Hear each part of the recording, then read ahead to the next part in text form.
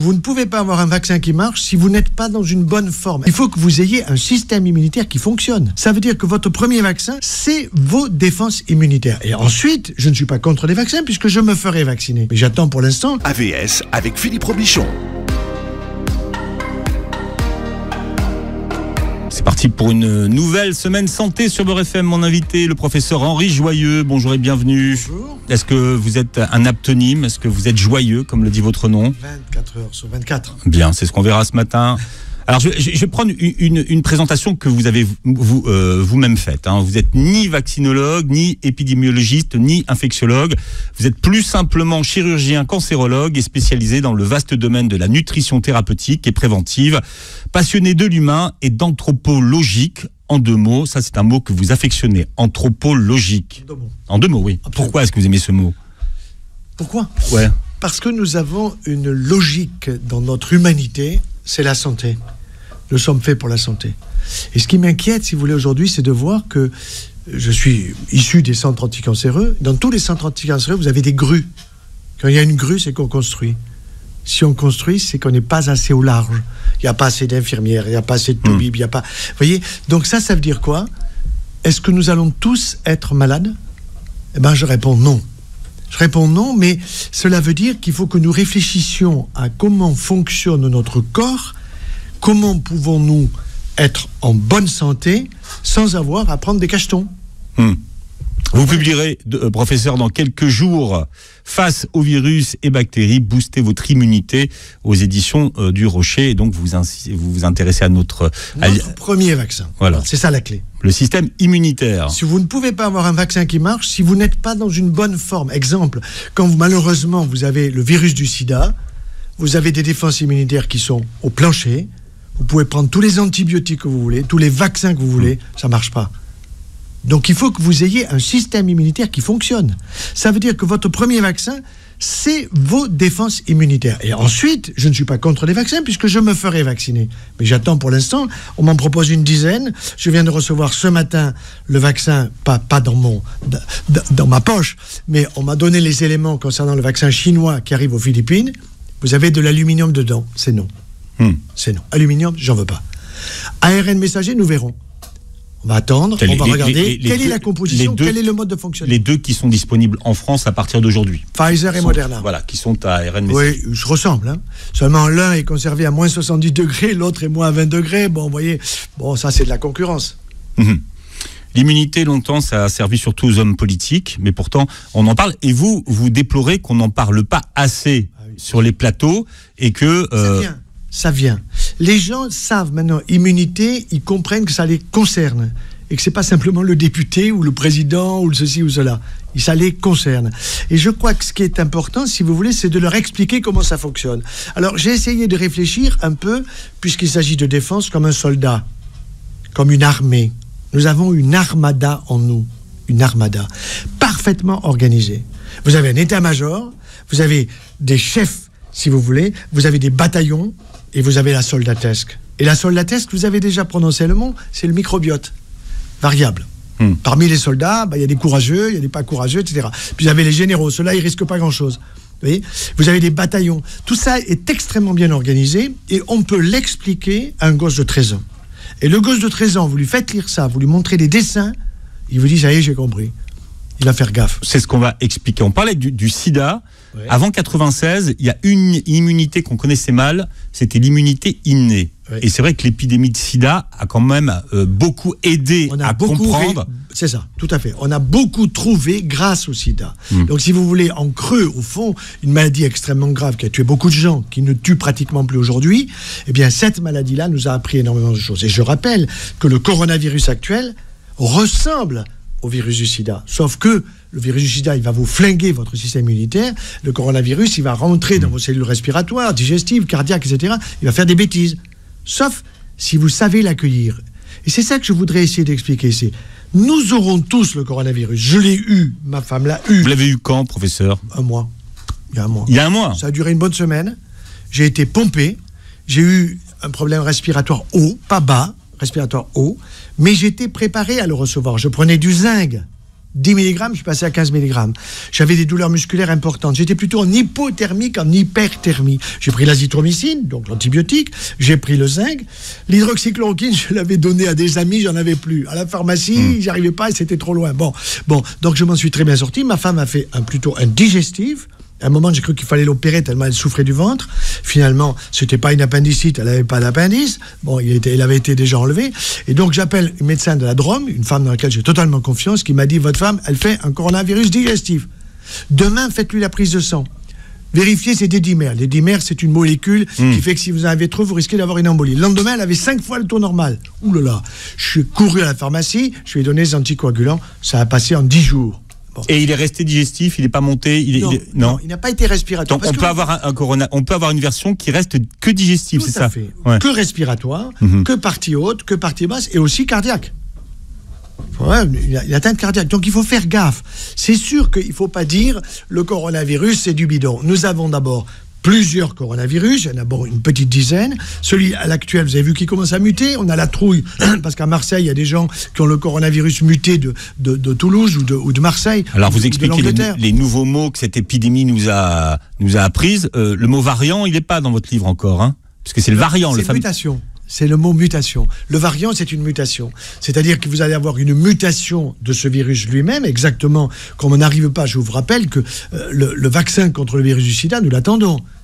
40 ans après. Ça fait 40 ans après, nous n'avons que dalle. Or là, tout d'un coup, en l'espace de 9 mois, on nous trouve des vaccins. Chapeau.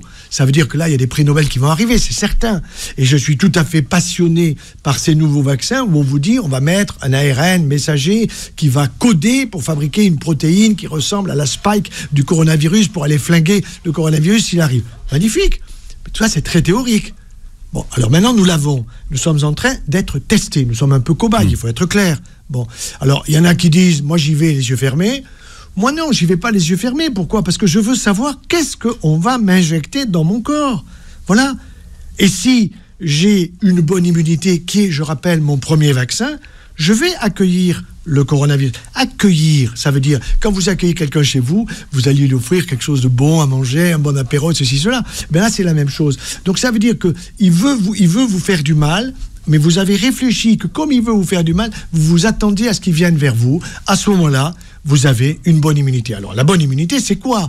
C'est ce que pose docteur. Est-ce qu'il faut une prise de sang pour savoir ma bonne immunité ? Non, pas besoin. On peut en faire une, bien sûr, mais c'est déjà trop compliqué. Par contre, il faut savoir quel est votre poids, quelle est votre taille, est-ce que vous dormez bien, est-ce que vous êtes angoissé, est-ce que vous êtes plutôt serein, est-ce que vous avez des urines qui sont claires, est-ce que vous avez des douleurs quelque part, est-ce que vous avez une activité physique, comment mangez-vous, est-ce que vous êtes un gavé de produits laitiers, est-ce que vous êtes un gavé de viande rouge, ou bien est-ce que vous avez une orientation fortement végétarienne. Je n'ai pas dit végane, je dis végétarienne. Pourquoi ? Parce que c'est ce végétal qui va vous donner, vous avez utilisé le mot, le microbiote et le microbiome, car nous avons c'est quoi la différence entre le microbiote et le microbiome ? Si vous voulez, c'est le général. Et le microbiome, il concerne le microbiote digestif, le microbiote de la peau, le microbiote sexuel, vaginal pour les dames et pour nous au niveau du sexe masculin. Donc, nous avons un énorme microbiote respiratoire qu'on est en train de découvrir. C'est absolument fabuleux. On a des germes, on a des microbes dans notre tube digestif et dans nos poumons. Ils sont là pour nous aider. Il faut les connaître. Et dans nos reins, et dans nos foies. Oui, alors le foie, vous avez des cellules spéciales dans le foie. C'est pour ça que j'ai écrit un bouquin, Votre foie a besoin d'amour. 30%, vous dites. Mais bien sûr. Et vous avez un tiers de plus de cellules dans votre foie que vous n'avez de cellules dans votre cerveau.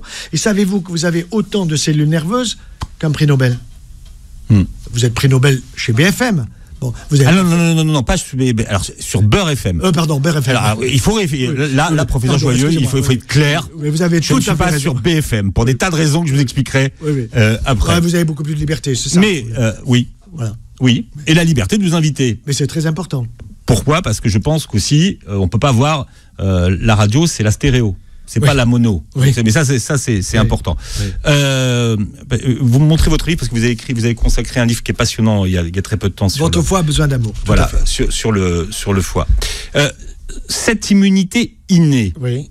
Qu'est-ce qu'on a appris ? Qu'est-ce que ça a changé de savoir qu'on avait une immunité innée ? Ça veut dire que nous savons que nous avons nos propres défenses. Ça veut dire que, par exemple, votre moelle osseuse en permanence, elle vous fabrique vos globules rouges. Un globule rouge, il vit 120 jours. Un globule blanc, il vit 7 jours. Une plaquette, elle vit 10 jours. Bon, donc ça veut dire que vous renouvelez tout ça. Pour renouveler ce système cellulaire que j'appelle l'état-major, parce que c'est à la base, si vous manquez de globules rouges, vous êtes anémique. Si vous manquez de globules blancs, vous allez attraper des infections. Vous voyez, si vous êtes en chimiothérapie, le taux des globules blancs, il chute. Bon, si vous avez donc tous ces globules, vous avez déjà l'état-major qui fonctionne. Et cet état-major, il fournit d'une part des défenses qui vont circuler dans votre sang. Je vous rappelle que nous avons 5 à 6 litres de sang qui circulent en permanence.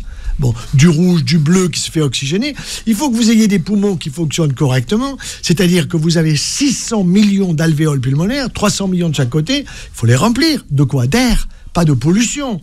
Bon, donc ça veut dire qu'à ce moment-là, vous avez déjà une capacité avec vos défenses innées d'avoir des défenses. Ensuite, si jamais ça tourne mal, qu'est-ce que c'est? Un virus qui vient vers vous, une bactérie, un parasite, un champignon. Mais nous sommes faits pour les accueillir. Mais le problème, c'est qu'on ne nous l'explique pas. C'est ça que je veux faire comprendre aux gens. Ce n'est pas si compliqué que cela. Voyez, vous pouvez, et la base de tout cela, ça va être, vous l'avez déjà dit, microbiome. Ça veut dire, ayez une bonne défense cutanée, une bonne défense de vos muqueuses, l'intérieur du tube digestif, l'intérieur des poumons, et de bonnes défenses au niveau de votre tube digestif. C'est là l'essentiel. Donc, si c'est l'essentiel, le tube digestif, c'est quoi? C'est ce qu'on met dans le coco. Ça va de la bouche à l'anus. Et oui. Et en même temps, souvenez-vous, c'est qu'avec ce coronavirus, vous perdez quoi? Le goût et l'odorat. Pas tout le temps. Parce que le goût, vous le refaites tous les 10 jours, les papilles de votre langue. Tous les 10 jours.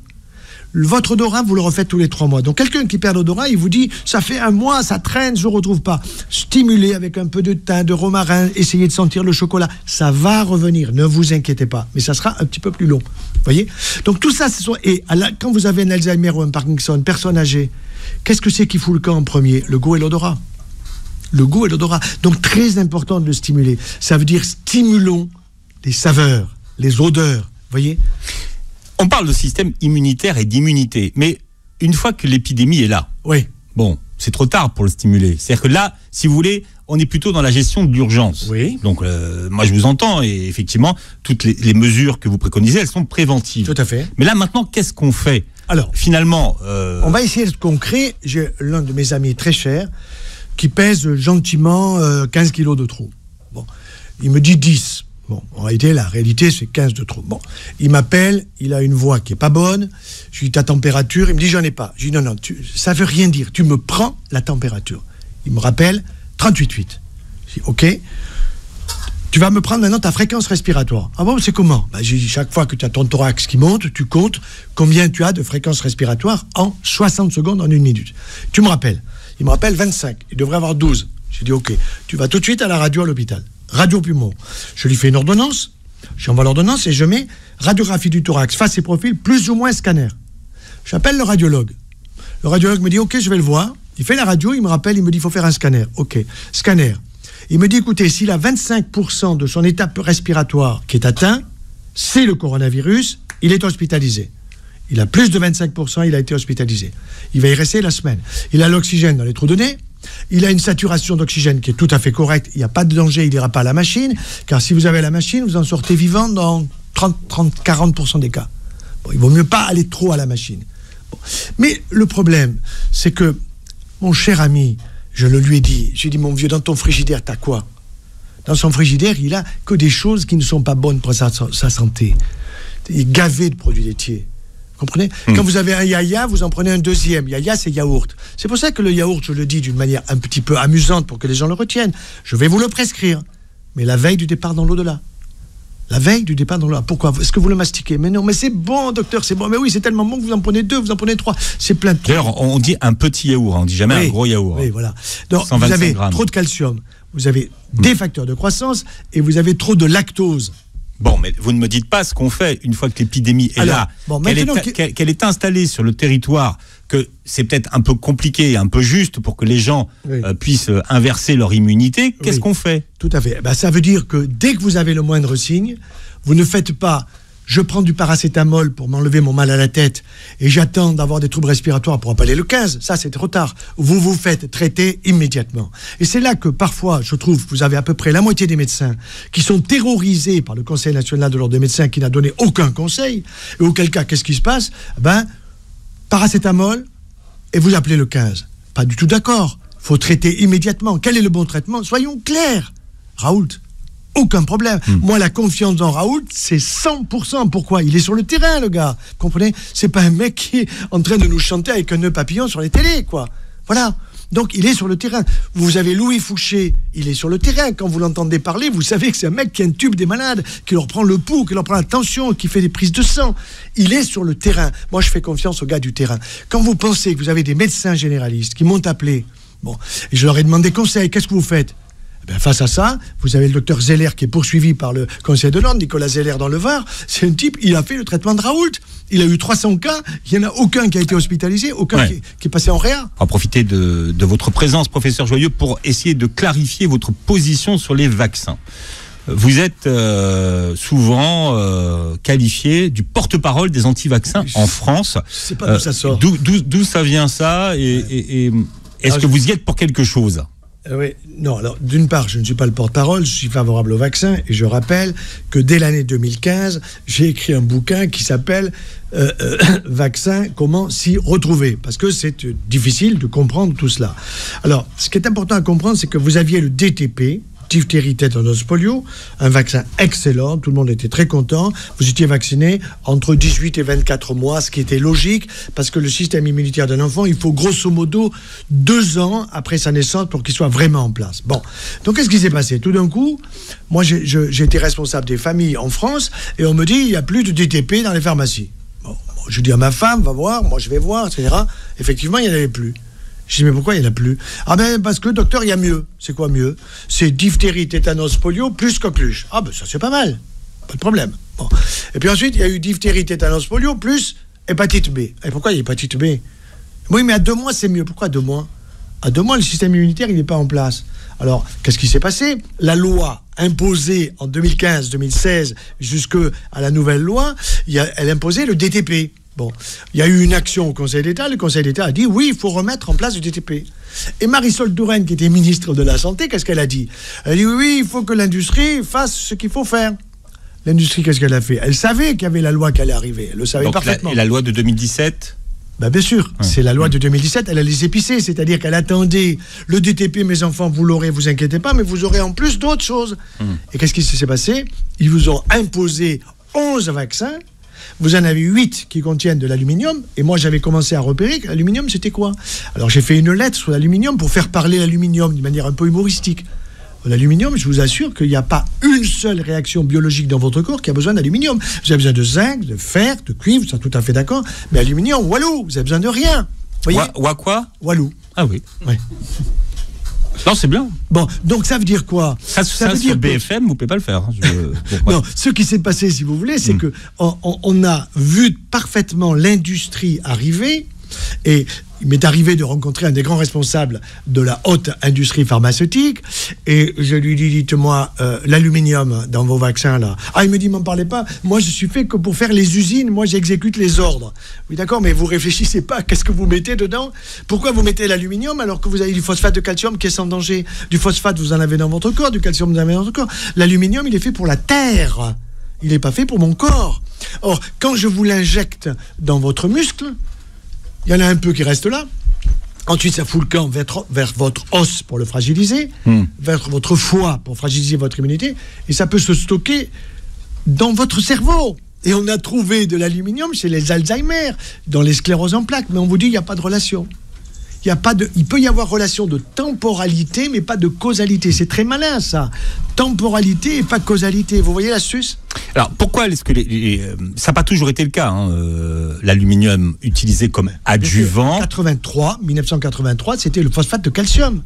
Seulement, il y a eu un mariage... D'accord. Pourquoi est-ce qu'on a basculé du phosphate de calcium à l'aluminium ? Bonne question. Parce qu'on a dit l'aluminium, ça va booster plus, stimuler plus le système immunitaire. Aucune preuve scientifique randomisée, tirée au sort. Ça, c'est le rôle d'un adjuvant, ce qu'on appelle un adjuvant. Tout à fait. Et le phosphate de calcium est un adjuvant. Comme vous avez eu au tout départ, dans les années 20, le premier adjuvant, c'était la mie de pain, c'était l'amidon. Thiamidon. Il y a eu également le squalène. Il y a eu également un dérivé du mercure. Vous voyez ? Et tous les soldats, quand ils sont partis au Koweït, ils ont été vaccinés. Et il y a eu un syndrome tout à fait spécial qui a été lié, on ne sait pas trop si c'est mercure, aluminium, mercure. Ce qui est sûr, c'est que le mercure a foutu le camp. Il n'y en a plus de mercure. D'accord. Donc votre interrogation, vous, c'était sur ce qu'on appelle ce fameux vaccin hexavalent. C'était Tout ça. à fait. L'hexavalent, à mon avis, à 2 mois. Alors, le problème, c'est que c'est la loi qui vous l'impose. Donc, la loi, ça veut dire que si vous ne faites pas ça, ben, la loi vous tombe dessus. Bon, tout ça, il faut bien le réfléchir. Je pense que le système... En plus, souvenez-vous, on nous a dit que ça sera pour 5 à 10 ans. 5 à 10 ans. Attendez, ça fait presque déjà 5 ans. 5 à 10 ans, ça veut dire que dans 5 à 10 ans, il n'y aura plus d'obligation. Parce que c'était aussi la durée qu'on disait qu'il fallait pour remplacer de l'aluminium dans les vaccins. Bon, attendez, il y avait des gens qui disaient, pour remplacer l'aluminium dans les vaccins, il faut 10 ans. Attendez, désolé, il y avait eu déjà des chaînes sans aluminium.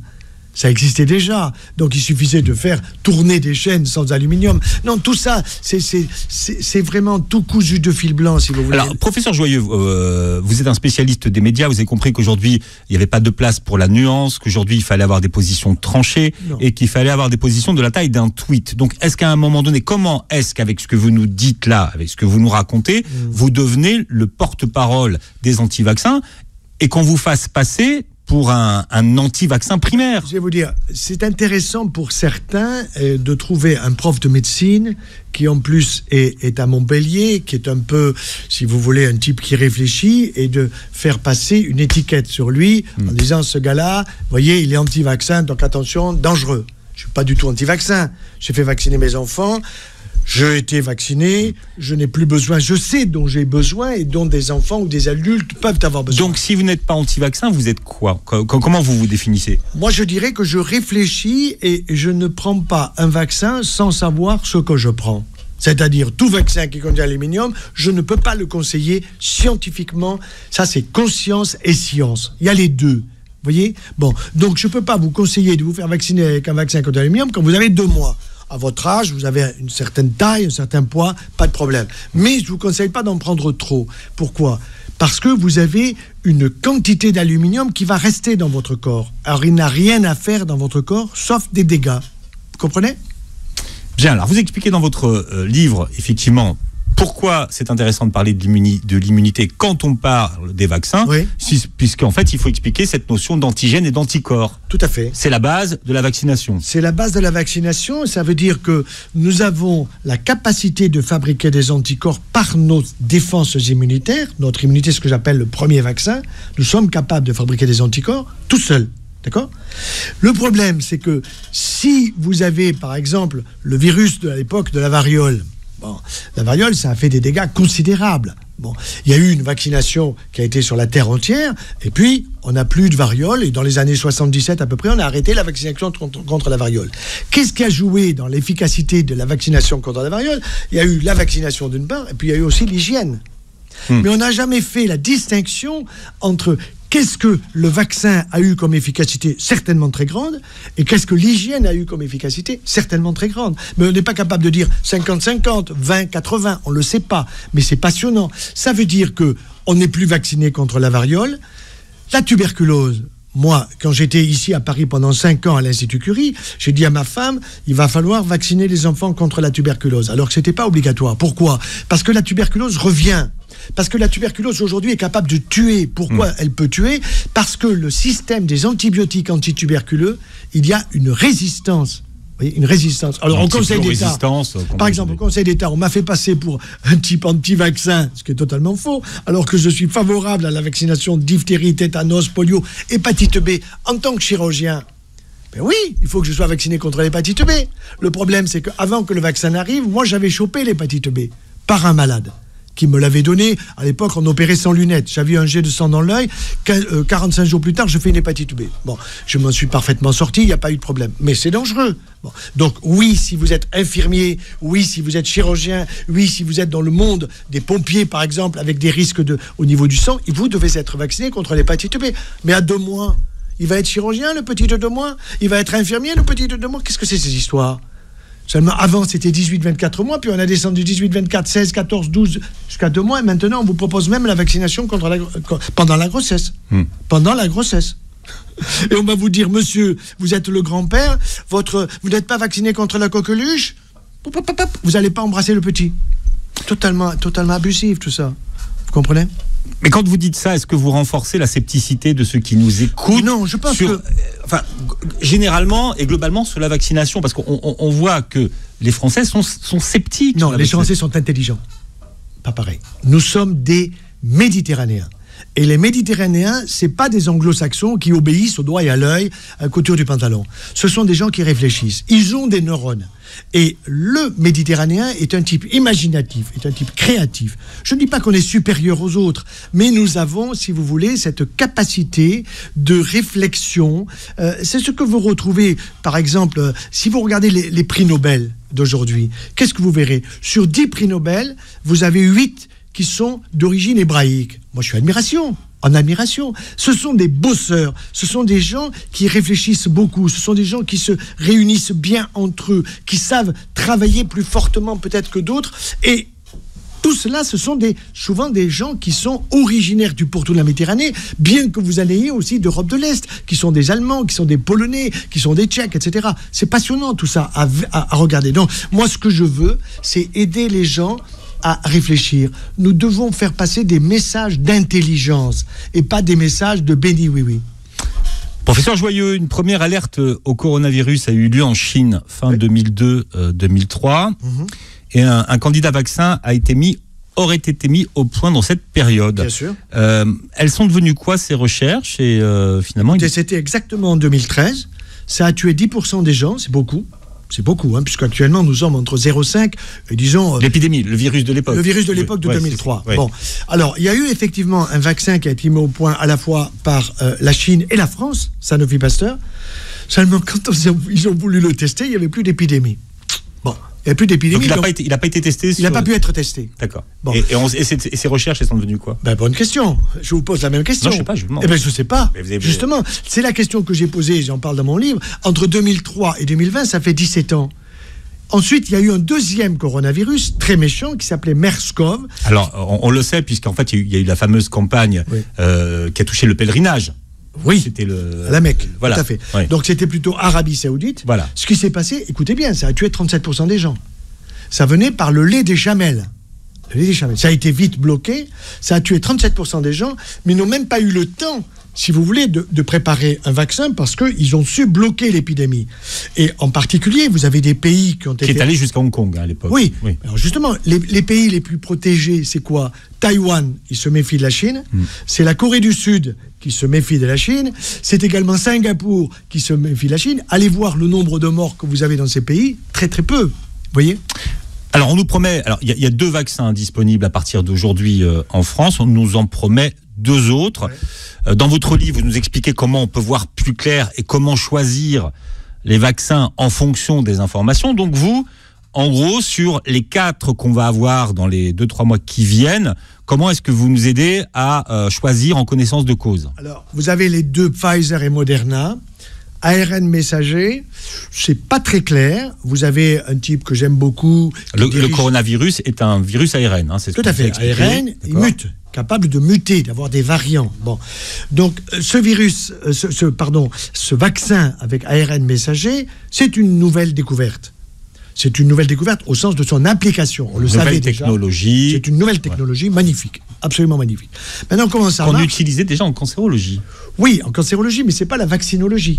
Attention. D'accord, mais vous êtes cancérologue. Oui, c'est tout à fait d'accord. Donc c'est une technologie que vous connaissez. Voilà, que nous connaissons et que nous mettons, si vous voulez, en application, pas moi, bien sûr, dans le cadre des vaccins. Donc on ne sait pas très bien comment ça marche. Ça veut dire que on sait bien que ce ARN messager est destiné à coder une protéine qui est celle de la spike dans le coronavirus, de telle façon que mon système immunitaire, si jamais le virus arrive vers moi, il est prêt, pas de problème, je vais fabriquer des anticorps pour flinguer le coronavirus. Bon, magnifique. Ça, c'est très théorique.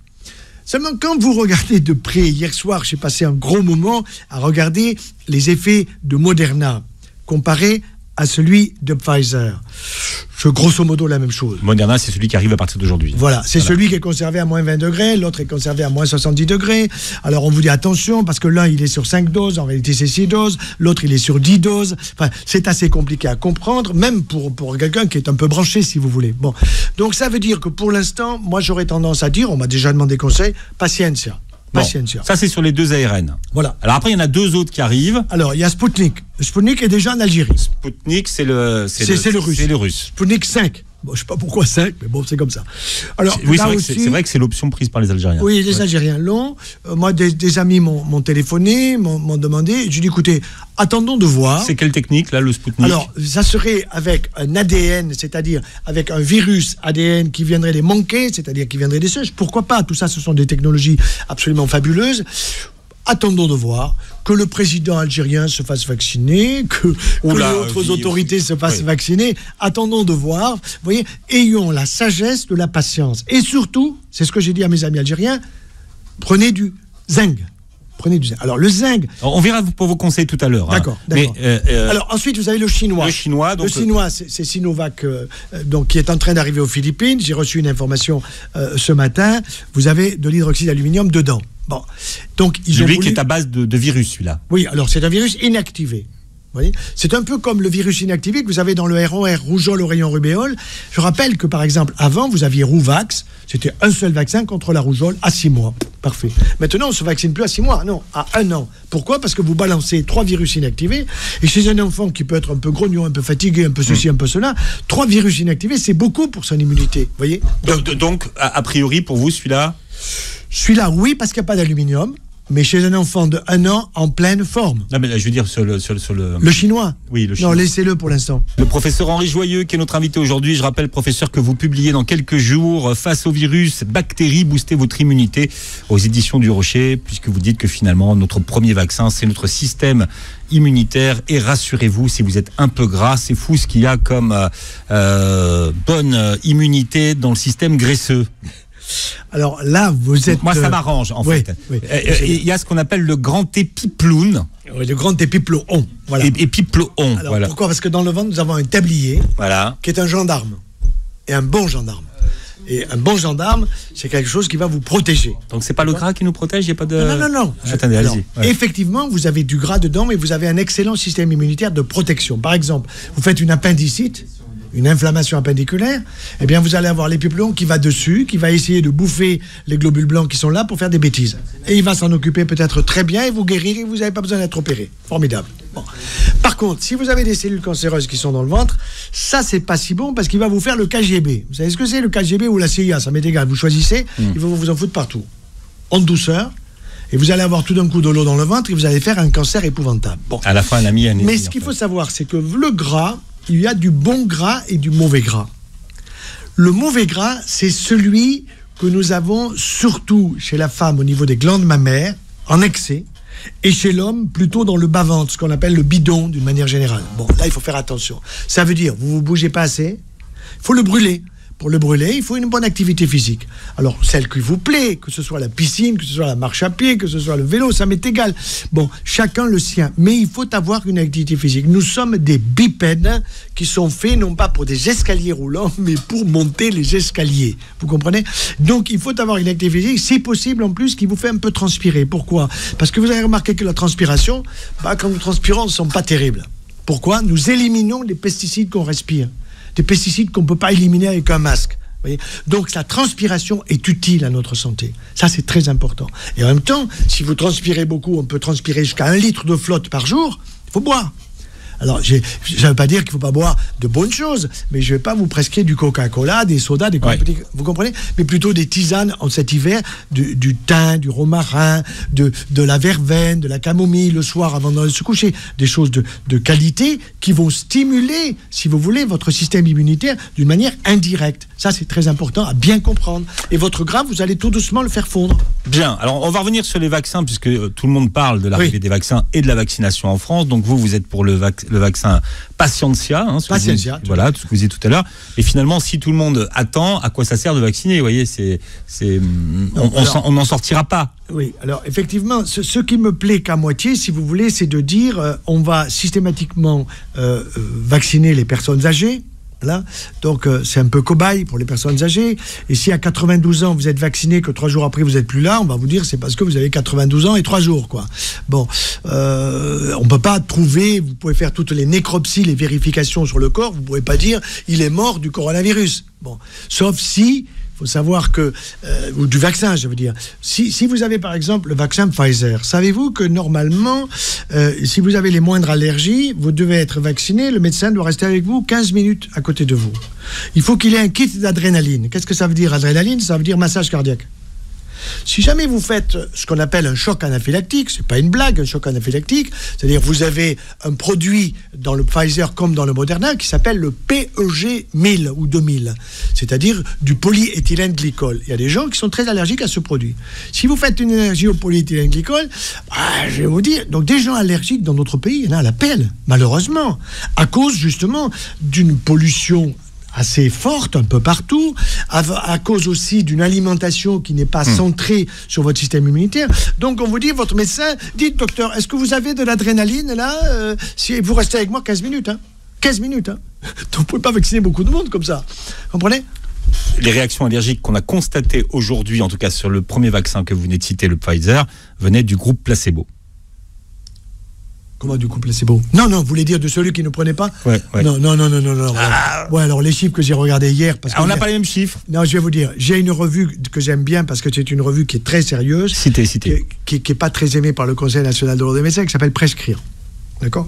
Et Prescrire, c'est pas trompé sur beaucoup de médicaments qui ont disparu de la circulation médicale.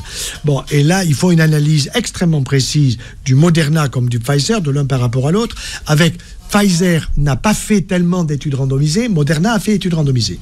Mais il a fait des études randomisées pour des gens avant 75 ans. Il y a eu 5 personnes pour les 75 ans, 5 personnes, et ils disent on ne peut pas statistiquement donner des résultats sur 5 personnes. Et c'est très honnête.